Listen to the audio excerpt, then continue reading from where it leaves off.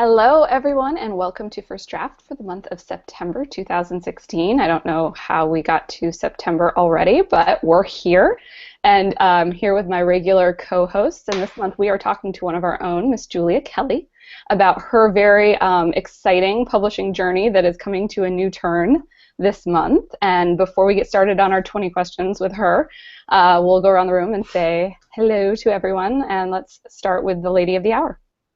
Hi, I'm Julia Kelly. I am a historical and contemporary romance author, and I have a book coming out. I've got 3 books coming out all this fall. The first one is called The Governess Was Wicked, and it comes out September 12th, so I think that's what we're going to be talking about today. This is what they tell me we're going to be talking about today. We'll see if they really just trapped me in something here. I am drinking Diet Coke today because, again, we're doing an early recording, and it seems like that would be a wise choice this early in the day, so need a little caffeine. And Mary Chris. Hi, I'm Mary Chris Escobar. I write women's fiction. Super excited about Julia's upcoming book launch. Also secretly preparing all these questions for our secret interview that we're going to ask her. Just kidding. Is it secret if we tell everybody about it? I guess everybody's going to know anyway. So. It's secret to you. No, I'm kidding. We're not really going to do that to you. I am drinking a very, very small pour of a delicious home-brewed wheat saison. So it's very good for celebrating the end of summer, and then I also have my giant glass of water because, as Julia mentioned, we recorded early and I ran earlier today, so I'm doing a little bit of carbs and mostly water. We're getting ready to finally brew our first batch, so I might be picking you and Mike's brain soon. Yes, exciting. I love bringing people into the fold. And I am Alexis Ann, and I am drinking out of my fancy First Draft mug this week, coffee. But Mary Chris will be posting about my favorite Irish coffee on the blog, so you'll have to check that out after the show. All right, so we have Julia here, and she has her very first traditionally published trilogy of books coming out from Pocket this month. Why don't you start off by telling us exactly what you have coming out so that we have some groundwork to work from? Sure. So I seem to want to make the titles very difficult for people other than me and my editor to remember. So my books are called The Governess Was Wicked, The Governess Was Wanton, and The Governess Was Wild. And they come out September, October, November. It's a trilogy of novellas. They're about 40 to 40,000 words long, so a little bit shorter than a category romance, but a little bit longer than some of the novellas you see. And they are set in England, in London, in the 1850s, and they're centered around a group of 3 governesses who are all good friends, and they're all kind of in different stages of their career, and they've all come to it for different reasons, and they all end up falling in love, and it tells their stories through each book, and you get to see, of course, the characters pop up book to book, so it's kind of a nice way to revisit characters that you've met before and stay in this little world for a little bit longer. So I had a fantastic time writing them, and I'm really, really excited for them to come out because I feel like I've been talking about this behind the scenes with friends for quite a long time, so it'll be nice to get it into readers' hands. Now, are they coming out a month apart? Is that correct? Just about, yeah. So the first one is September 12th, the second one is October 10th, and the third one is November 14th. So just about a month apart each. All right. Now that we know where we're at now, let's go back in time to when did you first decide to seriously pursue a writing career? When was that moment? Oh, so I had wanted to write for a very long time, and I had written, but when I decided to seriously pursue a writing career, it was probably the summer of 2012. I had gotten very close to finishing a book that unfortunately has not been published yet, but I have high hopes that one day it will. It was a Victorian set romance, and so I kind of got to a point where I had finished the manuscript and decided, okay, it was time to really make a decision. Did I want to polish this and actually send it out, or did I want to just kind of say I had written a book, which had been a goal of mine? And so I decided that I wanted to polish it, get it into, a good state with revisions, and try to pursue an agent. So that was sort of when I made the decision that I was really going to commit myself to doing this. And it turned out to be just as long a process as I thought it was going to be, both the revisions, the getting the agent, and then going through. My goal had been to become traditionally published. I didn't know a huge amount about the indie world at that time. And I think that one of the things that I learned through meeting you guys and meeting other authors is that there is this whole other world, and there is the possibility of being a hybrid author.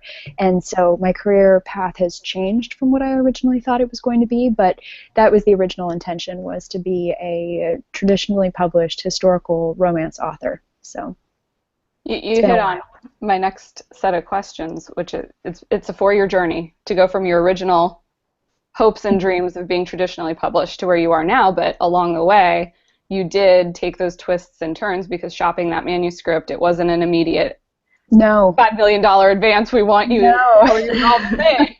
What? That doesn't happen? Wait. It does, and that's the amazing thing, is every once in a while, like, you do hear one of those stories, and I think that's why that, it's not a myth, but that's why that story gets perpetuated, and people think, okay, I'm done with my book, I'm going to send it out, and then you can just start sending the checks to my address. Mm-hmm.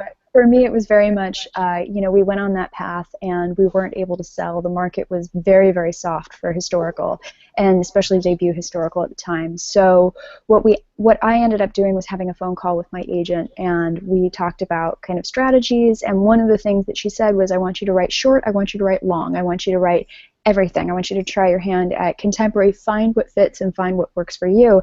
And in the process of doing that, she was also very flexible with the idea of me doing some indie publishing and kind of starting to build a base. And it turned out that that was a really positive thing, because I've now had experience with taking a book from birth all the way through to it being on shelves, and I've had experience doing everything from Facebook ads to, building covers, to formatting, to hiring a proofreader, to kind of going through all these steps. So I feel like it was kind of a really, really good training ground that also built this other unexpected side of my career that I would never have imagined would have come up when I initially sat down and started writing that first book. It's kind of good to go through all of the phases and really have an appreciation for how much goes into publishing a book. It reminds me of my brother-in-law, an engineer. His company, they make you start as a worker on the ground floor, and you do everything on your way up, so that once you finally get up to what you're supposed to be doing as an engineer, you can appreciate what everyone who works under you is doing. And I think that probably helps you have an advantage over a lot of other debut authors.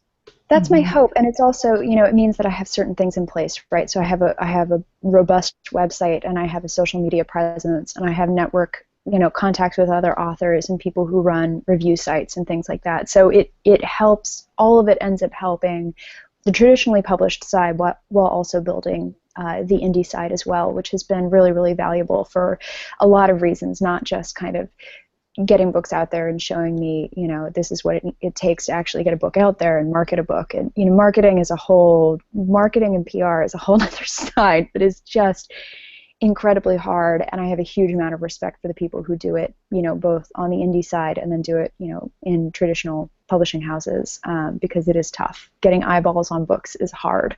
So, no, it's been a great experience being hybrid, and I'm really just getting through the traditional side of that experience right now, even though it was originally the goal. Do you think it also helped, because I hear from people that waiting period can be intense? I mean, that, I wrote this book and it goes through these rounds of editing, and it just takes a while for that to happen, and there's waiting on timing and getting the book out and that kind of thing. Do you think it helped you sort of get through that, to have other projects to focus on? It's funny. So the writing the Governess series was kind of a wild ride. It started originally as a NaNoWriMo book in November 2014, and I kind of had worked on it because I had another project I needed that actually became 1 Week in Hawaii, which is the anthology that I did with Alexis and 2 other authors. And what ended up happening is I kind of gave myself the month of December to finish The Governess Was Wicked, and set it aside, and then came back to it and revised it. And so we ended up selling that book, we being my agent and me, ended up selling that book basically last Labor Day weekend. So it's Labor Day weekend this year, so it's very full circle. And we had proposals for The Governess Was Wanton and The Governess Was Wild, which are basically 2 to 3 page synopses. And we had gone through a lot of, I had never really properly written synopses before to sell a book and try to sell on proposal. So we went through a lot of rounds of back and forth about that with, what's an idea that's actually going to sell, what really kind of is going to grip a reader as well as an editor. And so it was a painful couple of months going through this, but I'm glad we did, because now I feel very confident in writing synopses on proposal. So we sold that package, so the first completed book and then books 2 and 3. And when we sold it, my editor, Marla Daniels, asked for the first book, The Governess Was Wicked, to be 10,000 words longer, and then asked for the second book to be completed basically a month after the first book's edits were due. First book's expansion edits were due, and then the following book 5 weeks after that. So that's a really fast turnaround. That's a really, really fast turnaround, and thankfully she took pity on me and extended the third book's deadline to early January, because not much happens, I'm guessing, over the Christmas holidays in publishing, as with many businesses, but also I was working on developmental edits for The Governess Was Wicked by the time that the third book, The Governess Was Wild, by the time I was working on that. So it was kind of like shuffling cards and basically being like, all right, which manuscript is Julia working on today? And I think the only people who really knew were me and my editor, because it was just like you needed a flow chart to keep this. And that's the reality of a series, right? You will sometimes be writing one book while you're also working on edits for another book. So in a way, it was a really strange process for me, because it's the first time I've had to do something like that. And it was also a great experience, because now I know I can write a book in 5 weeks, and I can also be editing a book and all those things. So I'm not saying I ever want to do that again, but it was a good experience in that respect. So I have a quick question, and I'm echoing. Do you hear me echoing? Nope. Okay, then I'll just pretend I don't hear myself. So you were saying you were writing our Wyoming and Hawaii books at the same time, and all of this stuff was going on, and you were still just really hoping for that traditional deal to come through. And so what was it like when you finally got that phone call? So I like this story because, so for those of you who don't know, I'm a journalist in my day job, which is another high writing, I'm an editor actually, so a high writing, high editing side of the business. So both my jobs are writing. And I used to run breaking news for my news organization on the evening side. So I got an email from my agent, and it said, do you have time for a call? And I had a smiley face, and so I'm sitting at my desk being like, I'm at work, and I'm a professional, and I'm panicking inside because I think we may have just sold a book. And so I emailed her back. I said, yes, of course. And then, sure enough, the moment I sent that, I saw that there was a building on fire in downtown Manhattan, which meant there was breaking news, which meant I had to do my job, and I had to be, I had to actually be working on all these things. So I'm balanced. I've got my phone next to me, and I'm sending reporters to things, and I'm like, get me a photo, tell me what's going on, call fire press, all these things. And then the phone call rings, and I said to my co-editor, I have to take a call. Would you mind covering me for one moment? And walked into a windowless conference room, took the call, found out we'd sold, got the details, literally like scribbling down in my planner, this is, these are the details. She said, I'm going to send you an email with follow-up. I know you're working. Congratulations. Think about it, and then we'll go ahead and accept if we want to accept. And hung up the phone. It was maybe a 2 or 3 minute call by the end of it, and basically stood there and kind of went, and then walked straight out and went back to breaking news. So it was a really weird experience because on one side I'm shaking because I just did the thing that I've been wanting to do for years and years and sold a book, and on the other side, there's a building burning. So, and luckily nobody was hurt. They put the fire out very quickly. It ended up not being a huge deal, so I was able to go and call my family and be like, guess what just happened, and be very excited about it. But it was one of those strange timing things where the world just decided, nope, nope, nope, you're going to, remember that you have two jobs for a moment here. And so that's my call story. In the middle of breaking news, I finally found out I sold a book. That's a great story, though. It is a great story, and I actually love that it didn't start like you weren't in the middle of the breaking news when you got the call. It's like you got the email, like, I'm gonna call you, and then a building caught on fire. Yeah, exactly. Exactly. Yes. It's just like the universe was conspiring in that moment. And I love hearing that your agent has been so supportive of a hybrid career, because you do hear a lot of confusion from people who are either only on one side or the other on how that works. Do you have any advice for people on a similar publishing path? I would say be very upfront and honest with your agent, and explain what it is that you want to do and why that's going to get you to the goal that you both have and you've both set out. If your goal is to be published, you need to be providing your agent with material to try to sell to a publisher. If your goal is to be indie published and to be traditionally published, you can be very upfront, and you should be, especially if you're courting a new agent and looking to sign with somebody and you think you might even possibly, I would actually ask it regardless of whether you think you're going to indie publish or not. Just ask what are your feelings about this? How do you feel about potentially having me go in another direction with another book? I like having the option because it means that I have two kind of skill sets in my bag, and I also have two aspects to the business. It's a little like diversifying a stock portfolio. And so, if something were to happen and, God forbid, I never sold another book to a publisher, I would have this other thing that I know how to do and I feel comfortable doing. And on the other side, if there's a book that I feel really, really strongly about and it doesn't fit nicely into a genre subcategory, if it doesn't fit with what a publisher wants to do, I know that I have the ability to get this book up into the world and into readers' hands. So I think that those are really valuable things that you should also be upfront with your agent about, because they also need to know what they're working with. If suddenly you sign with them, you guys do one book together, and then you go off and do a 6-book series that's indie published, and you're not giving them any traditional stuff, and you haven't told them about this desire to indie publish, I think that also is kind of a problem for the business side. So I would say that the most important thing is just being upfront and open-minded to sharing those details.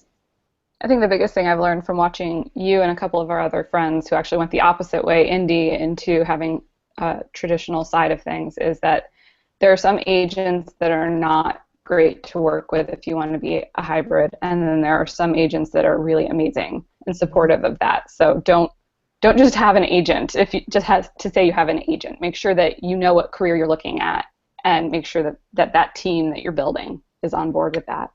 Yeah, I think that really is important, and I think that switching the mentality from, oh my God, I have an agent, and then being completely beholden to your agent. Obviously, you want to be a pro, you want to have a good working relationship with them, but also remember that, they are working for you and they're supposed to be advocating for you. And so if part of your plan is to publish independently, then you really need to think about, do you want to be with somebody who's got reservations about that? Because that's really problematic and honestly causes a lot of heartbreak and a lot of issues, especially when they're really, really pushing back, or they're taking commission on an indie published work. I've seen that happen before too, which I don't understand. So I think it's important to protect yourself. And again, if you're looking for a new agent, I would say, even if you're not thinking about indie publishing, just ask. It's good to know what their feeling is, and you can usually kind of get, depending on how they, what their other clients are publishing, and how they talk about it, you can usually get somewhat of a sense for what their thoughts might be on that. Yeah, and again, just stressing, I think we talk about this a lot on the show, but why it's so key to meet other writers and go to conferences and engage with writing groups, because as someone who maybe years ago had an agent who wasn't the best match, not my fault. I had that moment where I was like, I have an agent, yay! And knew nothing about researching kind of what the rest of their list was, and and I didn't really even, I don't think, know well where my book fit in, and it turned out it was much more commercial than what she was typically representing, but like just it's so powerful to know other people and know what their experiences are, and kind of have that list of other authors you can call and say, hey, like it seems like your agent is awesome about this. Like tell me what your experience has been working with this person and doing indie projects. So again, just that networking piece can be so key, I think, in that.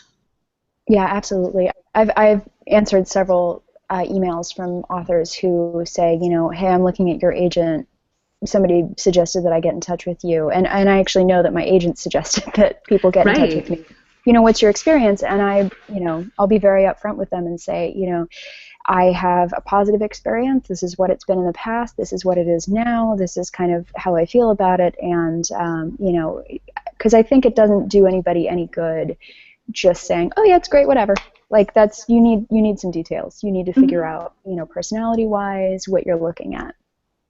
And I think a good agent like yours will say, hey, here's a list of my clients. Like, give them a call. Find out how it's going. Yeah. Exactly. They want it to be a good fit too, because they don't want to end up in a situation where you really don't gel and you end up with this messy breakup and it's terrible. Yeah. One of my favorite messages from you recently, Julia, has been, I just had a phone call with my marketing team and I don't have to do anything. Yeah, it was the PR team, and it was crazy. The head of PR is wonderful. She's fantastic. We've had dinner together at RWA. And I was, working myself into this state because I was like, I should be doing more. I should be doing more. I shouldn't just be doing my own stuff, like newsletters and, Facebook and social and blogs and whatever. I should be doing more. And so she called me, and she basically was like, here's what we're doing. Here's the stuff that's gone out already. And there were things that I just had missed because my Google alerts didn't pick them up or whatever it was. And she was like, yeah, and I started telling her, well, I know this person at this site, and I could reach out to them. She went, that's my job. It's okay. Don't worry about it. And I said, I am just used to doing everything on my own and fighting for every little bit of review or contact or even shared tweet or something like that. And it was hugely reassuring knowing that there's a team and being able to see what it is that the team is doing also. It's a very different experience than doing it on your own. And I think that's one of the areas where being indie published really has helped just appreciate somebody doing that and doing that well. So yeah, I definitely had that moment of being like, what? But you are doing a lot. You do have a strong social media Yes. presence. You have really old frocks. I do. Which is a great another tool on Facebook. You have a Wattpad story going up. So tell us a little bit about the stuff that you are doing in your spare time to help launch this new series. So much spare time. So I've done a couple of things. The big ones are I really wanted to focus, especially after leaving RWA, on newsletter growth because as much as I love Twitter and Facebook and all those things, I've found really that the most effective direct selling technique is by building up a newsletter presence and by reaching out to people directly and saying, hey, I've got a sale on a book. Or, hey, my book just came out, and letting them know, because so many things are flying by people constantly, getting some real attention and a direct communication with them is hard. And so part of it has been focused very much on newsletter growth, which Alexis and I just did a big Insta-freebie giveaway, and that we could actually do an entire show about that, I'm sure, and I'm sure we will. And then I've also been basically scheduling up to my eyeballs things that I can schedule because I have a full-time job as well. And so, Really Old Frocks basically runs, it's a historical fashion blog, and it basically runs itself as I kind of pull down images from museums and put them up through the group and put them up on Instagram as well.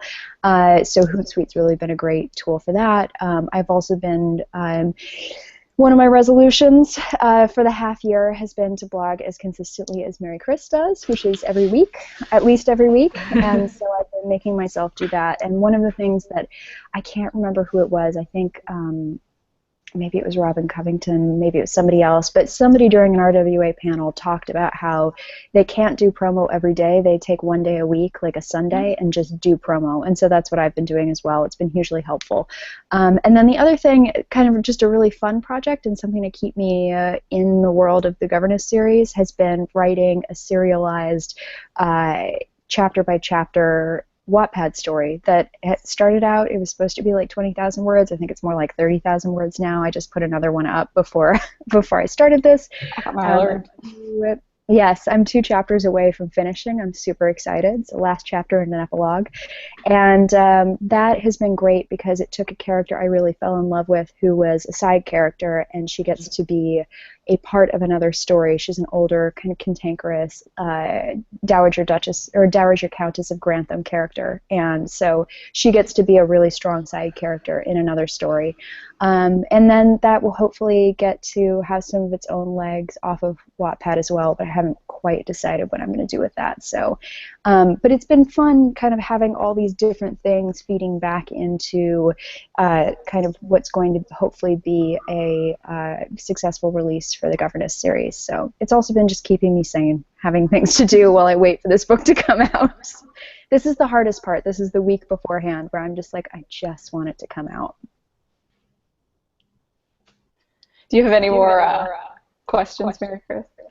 Well, I kind of have a. Oh, I'm getting a big echo. I kind of have a good wrap-up one. Do you have any more? Sure. Go for it.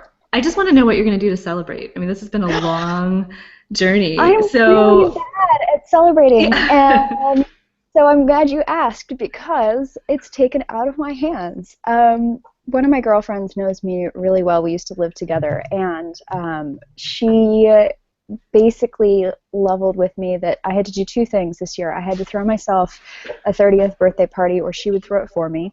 So I did. And I had to throw myself a book launch, or she would throw it for me. And I threw my hands up and I said, I'm too, I can't, I just stress. And she was like, great, pick a date. And so basically took this whole thing over, and so we're going to do something, you know, it started out small. I don't think it's small anymore, but it's going to be just, you know, cocktails, open house type of thing in my neighborhood on the Friday after the Governess series launches, and my editor's coming, and a bunch of writer friends, and some friends from my outside of my writing life, which is nice because they don't always get to see kind of all the things that are going on. As supportive as they are, they don't, it's just not, they're not as aware of all of this stuff. So we are going to do a bit of a celebration, which is going to be a lot of fun. And it's taken completely out of my hands. So I just had to provide the guest list and say I would be there, which is the best type of launch party. That's awesome. That sounds so much like so much fun. I need to book a flight right now. I know, right? I know. Can still get up here. Can we do that? Do we have that private jet yet? We're working on that, right? We or are. The transporter. Because it would be perfect. It could come like right from Florida and pick me up in Virginia and land in New York. It would be great. We'll work on that. Okay. And this is just the start of many awesome things to come for you. You had another announcement recently because your trad career is just blooming and growing, and yeah, it's blooming and growing in the contemporary realm, which is kind of crazy. So there's a book that I've talked about on this before, and I think both of you have read a very early version of it. Yes.